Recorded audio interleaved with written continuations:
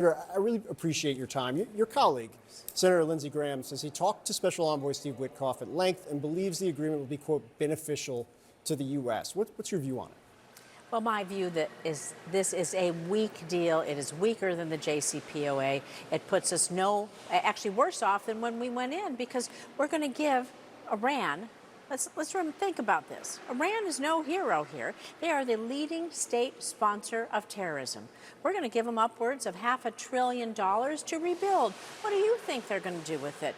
Just feed people? They're going to rebuild their defense industrial base, and let's remind people that every bomb made in Iran says death to America on it. So this is a weak deal. We are no better off. I don't want to see any more of our men and women in harm's way, so we do need to do something. But Trump's the tolls in 60 days, it's just going to be like another tariff. Costs are going to get passed on to the American consumer. So in every way, we lose in this deal and Iran wins. And so I don't think it's a good deal. I disagree with Senator Graham. One of the things I was struck by earlier when senior administration officials were walking reporters through the MOU was the most immediate kind of financial benefit within these 14 points comes from Treasury issuing licenses for oil sales immediately. Then what the administration is saying to defend it is basically that the U.S. would be giving China, quote, a big fat discount if they did not do this. What do you make of that kind of defense of it? Well, none of this makes any sense. We are literally capitulating to Iran. The president went into a war without knowing what he was doing, without a plan to get out, and without a clear goal. Iran now is going to have plenty of money. Sanctions are going to be lifted. They're going to be able to maybe put tolls on in 60 days in the Straits of Hormuz, where all our farmers' fertilizer, plastics, and oil come through. We lose in every single point. And by the way, no talk about stopping their nuclear program. And so no stopping of funding their terrorist proxies, which we're worried about every day here and in America and around the world. So I think it's an incredibly bad and weak deal. And the president just is tired. He wants to get out of it, and he handed the keys to Iran. This is a good deal for them. They're laughing all the way to the literal bank on this one. The president was talking about the U.S. bombing campaign on Iran earlier today during his press conference. Take a listen. And by the way, those last 2 days were brutal. $200 million worth of bombs. And, you know, it is expensive, too, by the way, aside from everything else. We're learning now that the president has invoked the Defense Production Act to force defense companies to manufacture more ordnance and weapons. I'm interested. This is a longstanding issue that I've heard about in the last administration. It has certainly been exacerbated by the conflict of the last 109 days. What are you hearing about kind of the levels or low levels, dangerously low levels of the U.S. arsenal at this point?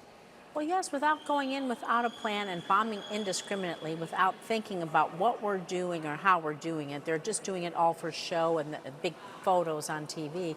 We have really depleted our stock, so that puts us at more and more risk. Everything he's done in the region has put American lives at risk. Our men and women that they've deployed to the region, all around there, all of us, and of course, every American is going to pay, every taxpayer, by the sweet deals that Trump is giving to Iran to rebuild that. How much is it going to cost us to rebuild our own bases and our own assets that were destroyed by Iran during this war? And also, what are those tolls going to cost us? Price of gas isn't going down. Price of fertilizer isn't going to go down. No prices will come down. That's why I introduced some bills today to stop Trump from doing that slush fund, so we can really reduce prices here at home. Can I ask you about that, actually? Yeah.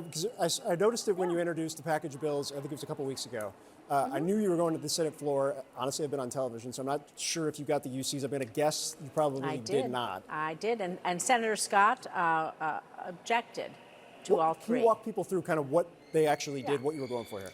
Yeah, so what we did is we introduced 3 bills because Donald Trump wants to put about $1.8 billion slush fund to pay the January 6 rioters. I was here that day. They were no tourists, trust me. And all of his billionaire buddies and anybody who he thinks without impunity, no audits, no trails, any of that. So I know how important our families are to all of us. And I want to show my folks in Nevada and around the country where my priorities are. So number one, how about taking that money and funding SNAP? In Nevada, 40% of the kids are food insecure. 40% of people on SNAP are children. We could take that money and feed hungry children in Nevada. But of course, Rick Scott had to object. Then I put another bill that said, well, if you don't like that, how about supporting those folks on Medicaid? And I'm going to point again to kids because I meet with a lot of families who have kids with chronic or terminal diseases and they're on Medicaid, people who are very sick that they need this kind of care. They've lost health insurance, can't afford it, or they're just too ill. I said, why don't we put that $1.8 billion to helping folks on Medicaid? Rick Scott, happy to block that because he thinks the president should be giving money to the January 6 rioters. And then, of course, if they don't like taking care of kids with food or medicine, how about making sure our communities are safe? So the third bill I had was to support local law enforcement, specifically the COPS hiring program that helps with recruitment, retention. So our local law enforcement is struggling for all of that. They need the tools, technology, and training in order to keep our communities safe. And Republicans say they support law enforcement, but they blocked that so Trump could give money to his pals. So Rick Scott, on behalf of all Republicans in the Senate, and on behalf of paying tribute to Donald Trump, he said that himself, basically blocked my three bills that would redirect the funds. We'll see if the appropriations process is any more fertile ground going forward. Democratic Senator Jackie Rosen, appreciate your time. Thanks so much. Thank you for having me.